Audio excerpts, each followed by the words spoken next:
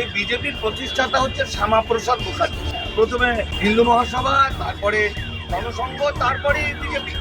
ওই শ্যামাপ্রসাদ মুখার্জি বলেছিলেন মুসলমানরা হচ্ছে তথাকথিত নিম্নবর্ণের পায়ের নিচে, মানুষের পায়ের নিচে যে নোংরা থাকে নোকের মধ্যে, সেই নিম্নবর্ণের মানুষ থেকে ধর্মান্তরিত। তো মুসলমানরা খুব খারাপ, ফলে ওরা বাংলা ভাগ ছাড়া হবে না। শ্যামাপ্রসাদের কাছে বাংলার মুসলমানরা খারাপ মুসলমান, কিন্তু কাশ্মীরের মুসলমানরা ভালো মুসলমান। তাই তিনি এখান থেকে চলে গেছিলেন, কাশ্মীরে গিয়ে ডেরা নিয়েছিলেন। আলটিমেটলি তাকে খুন হতে হলো।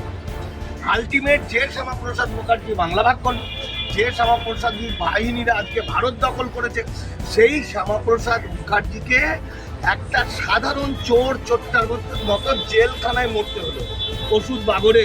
এই ইতিহাস আমাদের শুভেন্দু অধিকারীরা জানে না।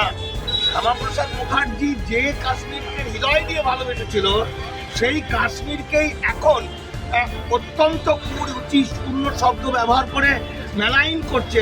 ভূস্বর্গে কেউ যাবে না, কাশ্মীর সম্পর্কে খারাপ কথাগুলো বলছে অশিক্ষিত শুভেন্দু অধিকারীর মতো লোকেরা।